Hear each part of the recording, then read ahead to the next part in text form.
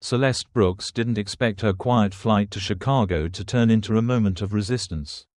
She had booked seat 16C weeks in advance, choosing the aisle seat for extra legroom to ease the chronic pain in her left knee caused by an old injury from grad school.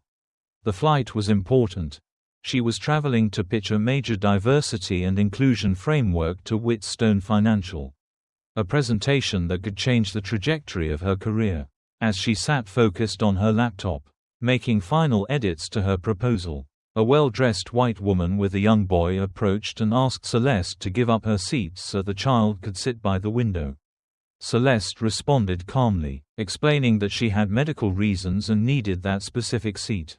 But the woman insisted, using the boy's anxiety as justification and adopting a tone laced with entitlement and expectation, expecting Celeste to yield simply because she was asked. When Celeste held her ground, the woman's tone shifted, dropping politeness for a quiet but cutting phrase, "You people always need to make a scene, don't you?" The implications stung, not because it was loud or direct, but because it was steeped in years of racial microaggressions and stereotypes that Celeste had endured throughout her life, being seen as a problem, as aggressive, even when simply saying no. Other passengers chimed in, urging her to just move, suggesting it wasn't that deep, dismissing her boundaries and pain without understanding her story. Celeste didn't explain the nights her knee kept her awake, or the emotional weight of being a black woman trying to navigate mostly white corporate spaces. She simply said, "I'm not moving." The woman, clearly frustrated, left to find a flight attendant, dragging her son behind her. Celeste sat in silence, aware of the hushed tension around her, aware that someone was likely recording, aware of the risk of being misperceived as the angry black woman stereotype. When the flight attendant returned with the woman, the situation escalated. The woman falsely claimed Celeste had been rude and threatening, saying her son felt unsafe. But Celeste remained calm and handed over her boarding pass. The flight attendant, a young black woman named Tiana, checked the records, confirmed Celeste's seat was correctly assigned, and professionally told the woman to return to her seat. When pressed further, Tiana asked if Celeste had used profanity or made threats. The woman couldn't answer directly, because there hadn't been any. Tiana stood her ground, affirming Celeste's right to remain where she was. The woman, red-faced, retreated with a loud mutter and her son in tow. As calm returned to the cabin, Tiana quietly reassured Celeste, "You did nothing wrong." Celeste, though still carrying the emotional weight of the confrontation, had not raised her voice, had not broken composure, and yet had been painted as a threat simply for asserting herself. It was a familiar injustice, but this time, she stood her ground, and for once, someone in uniform stood with her. As the flight leveled out and calm returned to the cabin, Celeste found herself seated next to a man named Jordan Miles, a composed and observant black professional in his early 30s who had witnessed the confrontation. His voice was warm, respectful, and full of understanding as he quietly praised the grace with which Celeste had handled the situation. Their conversation flowed naturally, touching on the complex reality of being black in professional spaces, how staying calm is seen as cold, and speaking up is seen as angry. Jordan revealed he worked in HR at Telmore Financial and had long been frustrated with superficial diversity efforts. Intrigued, Celeste shared that she was heading to Chicago to pitch a comprehensive diversity and inclusion (D&I) strategy to a major firm. As they talked, a sense of mutual recognition grew, not romance, but respect between two people who had walked similar roads. By the time the plane landed, Jordan had offered to stay in touch and hear more about her framework. The next morning, Celeste arrived at Wheatstone Financial's towering office building with the quiet determination of someone who had prepared meticulously for this moment. She was there to present her D&I strategy, built not just on theory, but lived experience, to a room full of executives. As she set up in the boardroom and the suits began to file in, her breath caught when she saw Heather Grant, the same woman from the plane, walk in and take her seat across the table. Now revealed as the company's VP of People and Culture, Heather locked eyes with Celeste for a brief, tense second before resuming her polished professional mask. Celeste didn't flinch. She clicked the first slide. Equity is not a favor. Building systems that work for everyone. With a steady voice and unwavering focus, Celeste launched into her presentation, outlining the data-driven benefits of integrated diversity frameworks, showing how linking hiring, retention, and advancement leads to measurable innovation and long-term success. Heads nodded around the room. Interest sparked, but Heather remained cool, watching, waiting. When she finally spoke, her words were cloaked in polite resistance. "Do you really believe our teams are ready for something this radical?" Celeste replied with calm certainty that change always feels radical to those most protected by the status quo. Heather pressed again, subtly implying that marginalized groups might develop false expectations if equity systems were implemented. Celeste countered firmly, stating that false expectations arise when leadership promises inclusion but fails to provide structure. Her framework was the bridge to that structure. Before Heather could respond further, the company's COO, Rachel Lynn, stepped in, expressing genuine interest and fatigue with empty slogans. A senior board member, Samuel Everett, added his support, acknowledging the urgency to catch up with other firms investing in real-day work. Celeste kept her composure, but she could feel Heather's eyes tracking her every move, searching for a misstep. This was resistance not of loud denial, but of subtle sabotage, the kind Celeste had faced many times before. Where silence becomes a weapon, and professionalism masks opposition. Yet Celeste stayed grounded. She advanced to the final slide. Inclusion isn't an initiative, it's infrastructure. The room was quiet for a moment before Rachel responded, "That's exactly what we need." Celeste had entered the boardroom as an outsider, a woman who had been dismissed and insulted just a day before. But now, she stood not only with data and vision, but with quiet power, refusing to let prejudice define the pace or direction of her purpose. The Whitstone Foundation Gala shimmered with elegance, soft golden lights, champagne flutes, and polished small talk among the city's elite. Celeste entered the ballroom alongside Jordan Miles, who looked effortlessly refined in a tailored tux, while she wore a midnight blue gown that shimmered like ink under the lights. Together, they looked composed, confident, and intentional, drawing curious glances from all corners of the room. Celeste was greeted warmly by many executives she'd met earlier that week, including board member Samuel Everett, who jokingly dubbed her and Jordan the sharpest minds in the room. Their banter brought genuine laughter, even from those standing nearby. But beneath the glamour, Celeste could feel the tension before she saw her, Heather Grant. Now 2 glasses of wine in, wearing a crimson gown and that same calculated smile, she approached with veiled sarcasm, commenting on how convenient it was that Celeste's +1 had HR expertise. As though subtly undermining their professional credibility, Jordan responded with tact, affirming his willingness to support meaningful work. And Samuel, standing close behind, interjected with a firm reminder that black professionals in leadership weren't just convenient, they were long overdue. Heather's mask cracked momentarily, delivering one last sharp remark: "Diversity is important, when it's earned." Before retreating, Celeste didn't react. She didn't need to. Later in the evening, COO Rachel Lynn pulled Celeste aside to share a quiet but impactful warning: "Heather plays the long game." And while Celeste had made a strong impression, she needed to be prepared. In the days following her appointment as the lead for the company's day transformation project, the resistance began, not open, but strategic. Celeste's inbox filled with congratulations, connection requests, and curious questions, but none came from Heather. Instead, Heather's influence was felt in delays and bottlenecks, missing spreadsheets, meeting reschedules, and survey data conveniently held up for privacy review. It was professional sabotage, slow, subtle, deniable. Celeste didn't lash out. She documented every delay, every missed response, and when the patterns became undeniable, She scheduled a meeting with Rachel Lynn at a quiet brick-walled cafe near the office. There, she laid out the evidence.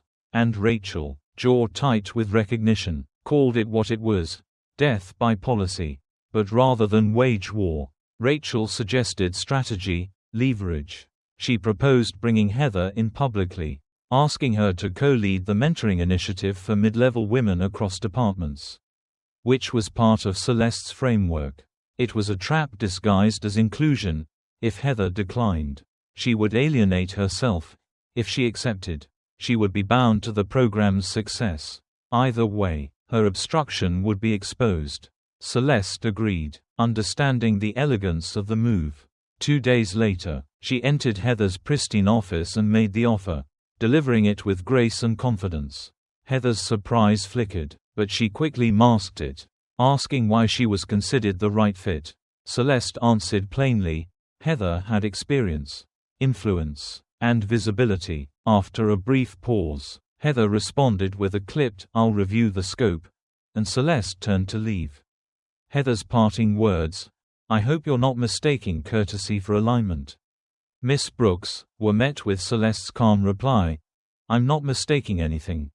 Outside, she exhaled the tension and walked away, knowing this was only the beginning. Heather would continue to resist in her own way, but now she was visible, involved, and accountable, and Celeste had made her first strategic move, not with defiance, but with clarity, intellect, and the understanding that power doesn't always shout. Sometimes it moves quietly but with purpose. 1 month later, the Chicago skyline gleamed beneath an indigo sky, and from the 40th floor of her temporary office, Celeste stood with a cup of cooling coffee, watching the city pulse with quiet energy. The mentorship initiative she had proposed, once just a line in a strategic plan, was now a living, breathing project with real participation and growing momentum.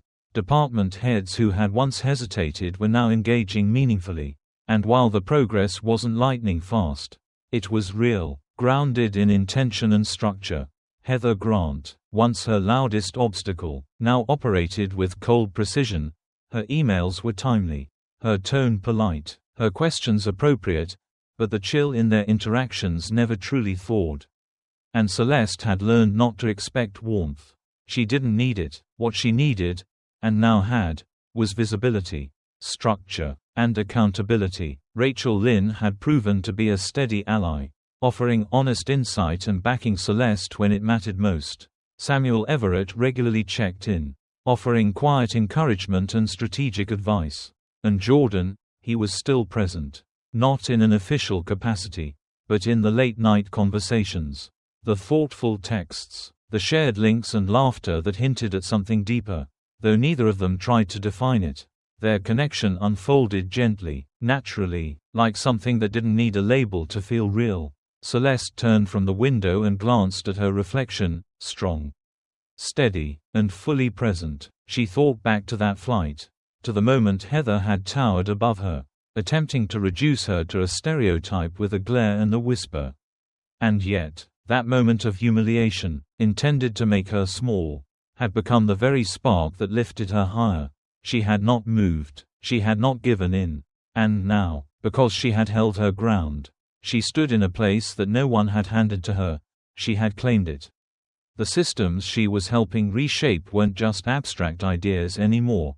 They were tangible shifts within a company that had once seen inclusion as a side project. She had brought focus, alignment, and measurable outcomes to the table, and while Heather remained watchful, cautious, and ever political, she could no longer operate from the shadows. Celeste's influence was now embedded in the structure itself. The project had exceeded expectations. The mentorship program had created new cross-departmental bridges. And most importantly, younger professionals, especially those from marginalized groups, were beginning to speak up, show up, and ask for more. Celeste didn't need everyone to become her advocate. She simply needed the system to reflect truth, not optics. That alone was power. As she reached for her coffee, now cool and bitter, she took a slow sip and smiled, not at the taste, but at the clarity. She whispered words she'd come to live by.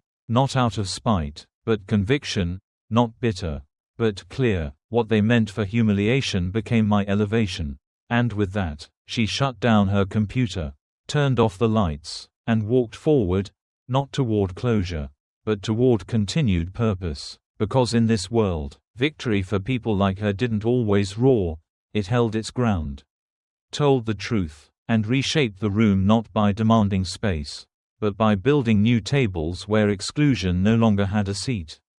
Weeks into the implementation of the Day Initiative, Celeste began to feel the weight of resistance, not in the form of open defiance, but in the slow, calculated drag of bureaucratic obstruction. The spreadsheet she'd requested never arrived on time. The meeting she needed with department heads remained tentatively scheduled, always waiting on Heather's calendar to open up. Survey data critical to the next phase was stuck in review under the guise of compliance.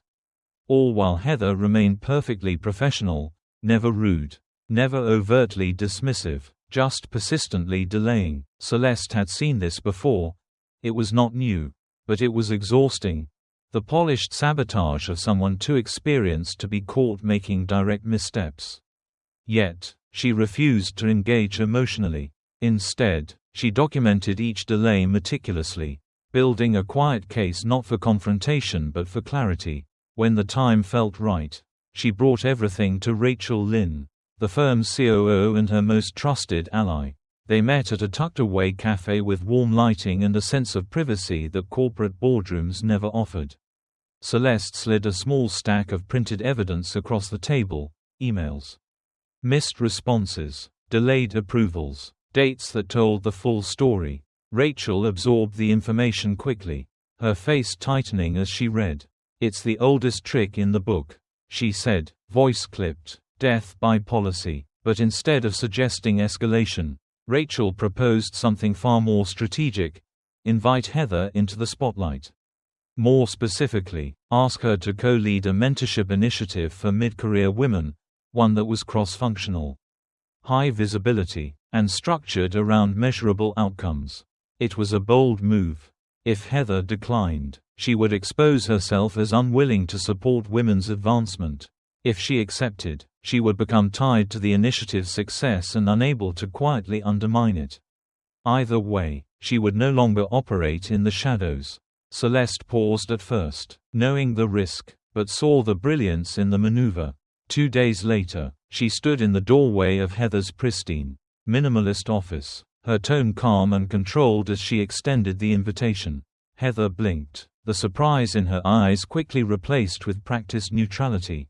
"That's unexpected," she said. Celeste smiled faintly, replying, "Good leadership usually is." Heather tilted her head slightly, assessing, "What makes you think I'm the right partner for this?"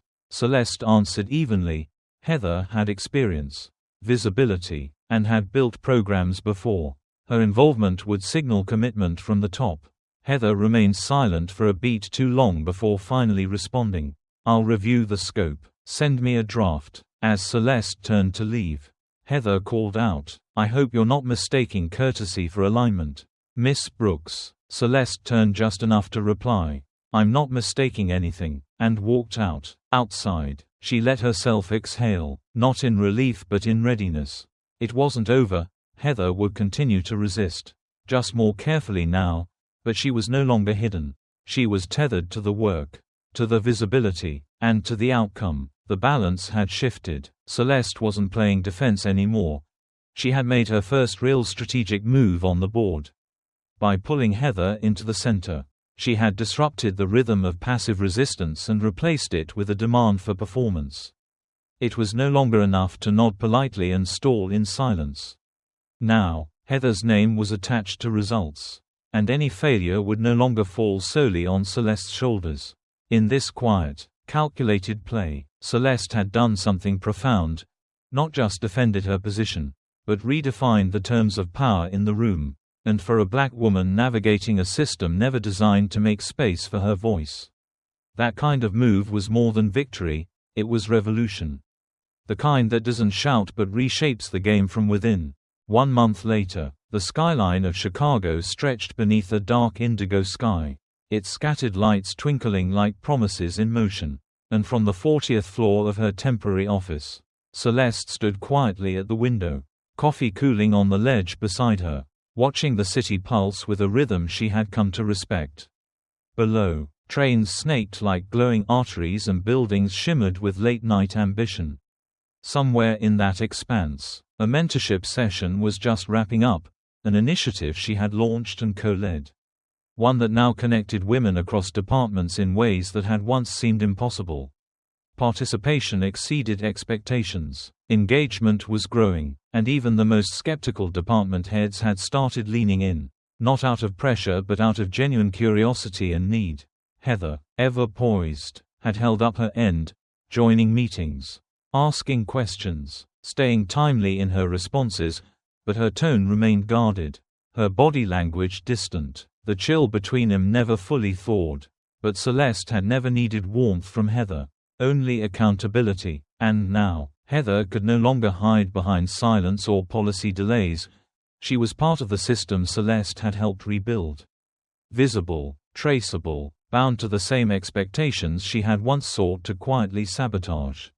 Rachel Lynn remained a steady force, offering support where it counted, while Samuel Everett checked in regularly with a kind word or strategic insight that reminded Celeste she wasn't navigating this alone. And then there was Jordan, still present in the background of her life. Never overstepping, always showing up with a text that said, "Thinking of you," or a late-night article that aligned with her mission. They hadn't defined what they were, and perhaps that was the beauty of it. It was real. Steady, unfolding on its own terms. Free of performance, Celeste turned from the window, catching her own reflection, strong, calm, unshaken. She thought back to that flight, to Heather's accusing glare, to the weight of the moment when she had refused to give up her seat, not out of spite but necessity, not out of ego but survival, and somehow, that moment of intended humiliation had carved the path to elevation, pushing her into a space where her voice wasn't just heard. It helped reshape the room. The Day Initiative was no longer an abstract framework. It was a living infrastructure now embedded into how people worked, mentored, and measured progress. Younger professionals, especially black women, were beginning to feel not only represented but empowered. She didn't need everyone to like her. She didn't need applause. What mattered was impact, and that the structure she had built would outlast the faces in any one boardroom. Her inbox now reflected the shift, questions from team leads seeking input, invitations to cross-functional panels, even a quiet note from someone who said, "For the first time, I feel seen here." Heather remained distant but no longer obstructive. And that was enough. Celeste had never been interested in personal vindication. She wanted systems change. And slowly, it was happening, not with loud slogans but with consistent, intentional work. As she picked up her now cold coffee and took a final sip, she let the bitter taste settle, not unpleasantly, but with awareness. She whispered the words she had come to live by, words that had carried her through the fire, not bitter, but clear. What they meant for humiliation became my elevation. Then she shut off the office lights, gathered her things, and walked forward, not toward an ending, but toward everything that was still ahead. Because for Celeste Brooks, every room she entered was no longer a battleground. It was an opportunity to build something no one could take away. A future shaped not by who tried to silence her, but by how she chose to lead.